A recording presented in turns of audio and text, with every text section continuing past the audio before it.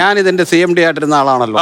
ഇതിന്റെ അകത്തെ എല്ലാം അറിയുന്നത്. ഒറ്റ ചോദ്യം ഞാൻ ചോദിക്കുന്നത്, ഞാൻ 8.5 മാസക്കാലം ഇരുന്നു. ഞാൻ ഇരുന്ന സമയത്ത് ലാസ്റ്റ് മന്തില് 1 പൈസ പോലും സർക്കാരിൽ നിന്ന് മേടിക്കാതെ KSRTCയുടെ സ്വന്തം വരുമാനത്തിൽ നിന്ന് ശമ്പളം കൊടുത്തു. ശരിയോ തെറ്റോ? ആര് പറഞ്ഞു തെറ്റെന്ന്? സഹായം ഉണ്ട്. അന്നില്ല. ഒരു മിനിറ്റ്, KSRTCയുടെ വായ്പകളൊക്കെ 2019 എല്ലാം ഏകീകരിച്ചു, ഒറ്റ വായ്പയാക്കി, ബാങ്ക് കൺസോർഷ്യം രൂപീകരിച്ചു.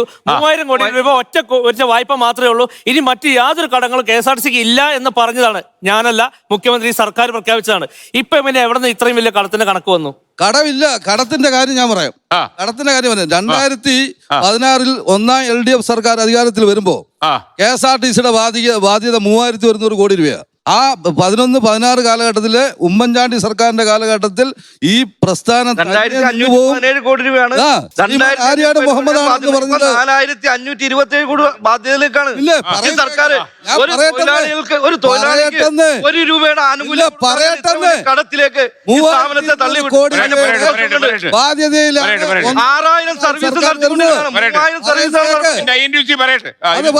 വട്ടിപ്പലിശയ്ക്ക് അന്ന് ഈ പൈസ എല്ലാം എടുത്തിരുന്നത്. ഒന്നാം LDF സർക്കാർ വന്നു, ബാങ്കുകളുടെ കൺസോർഷ്യം രൂപീകരിച്ചു.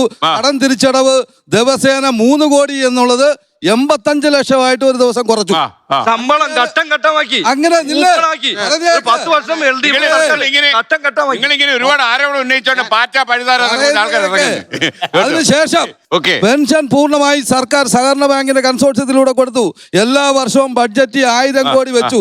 അതിൽ 750 കോടി രൂപ പെൻഷനും ബാക്കി 250 കോടി രൂപ ബാക്കി ഈ കടം തിരിച്ചടവ് അല്ലെങ്കിൽ ശമ്പളം കൊടുക്കാൻ വേണ്ടി. അങ്ങനെയാണ് സാറ് പറഞ്ഞ മാസം വരുമാനത്തിൽ നിന്ന് മാത്രമല്ല എല്ലാ മാസവും പെൻഷൻ കൊടുക്കുന്നത് കൂടാതെ ആ സമയത്ത് 20 കോടി രൂപ കൂടി ശമ്പളം കൊടുക്കാൻ വേണ്ടി കൊടുത്തിരുന്നു. ഇല്ലെങ്കിൽ കണക്ക് പരിശോധിച്ചോ? ശ്രദ്ധിക്കേണ്ടത്, പിണറായി വിജയൻ സാറിന്റെ ഒരു ഫേസ്ബുക്ക് പോസ്റ്റ് ഉണ്ട് ഇപ്പോഴുണ്ടത്. അതിൽ ആ മാസം ഞാനിരുന്ന സമയത്ത് ഫുൾ പൈസ ഒരു ഗവൺമെന്റ് സഹായം ഇല്ലാതെ കൊടുത്തപ്പോൾ അദ്ദേഹം ഇങ്ങനെ ഒരു ഫേസ്ബുക്ക് ഇട്ടു, ചരിത്രം വഴിമാറുന്നു KSRTCയിലെ. ആദ്യമായിട്ട് KSRTC സ്വന്തം വരുമാനത്തിൽ നിന്ന് ഗവൺമെന്റിന്റെ സഹായമില്ലാതെ ശമ്പളം കൊടുത്തെന്ന് അദ്ദേഹം മുഖ്യമന്ത്രി പറഞ്ഞു. പക്ഷെ പിറ്റേ ദിവസം എന്നെ മാറ്റി. എന്തിനാ മാറ്റിയത്? അപ്പൊ ഞാൻ പറഞ്ഞത് KSRTC നടക്കും. ഞാൻ ഇതിന്റെ കേൾക്കരുത്, ഇതിന്റെ ഒരു അതാണ് രാഷ്ട്രീയം. നേരത്തെ അയാളോട് പറഞ്ഞ പോലെ പൈസ കൊടുത്തില്ല. ഡീസൽ കമ്പനിക്ക് അത് കൊടുക്കാൻ പറ്റില്ല. നിങ്ങൾ ശേഷം വന്നിട്ട് അനുഭവിച്ചു പോയെ. ഞാൻ വിട്ടിട്ട് അദ്ദേഹമായിട്ടൊരു അദ്ദേഹത്തിന് ഡീറ്റെയിൽസ് അറിയത്തില്ല, അറിയാം. അതിനെപ്പറ്റി ഇങ്ങനെ പറഞ്ഞു. ഞാൻ പറഞ്ഞു വരുന്നത് ഇത്രേ ഉള്ളൂ. ഇവിടെ ഇരുന്നവരെല്ലാം സമ്മതിക്കുന്നുണ്ട് സ്ത്രീകൾക്ക് കൊടുക്കാം, പുരുഷന്മാർക്കും.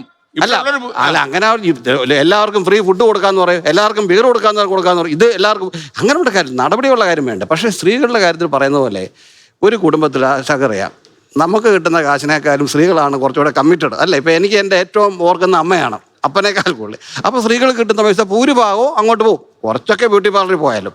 പക്ഷെ ഇത് നടത്തണമെങ്കിൽ KSRTCയിൽ സംവിധാനമുണ്ട്.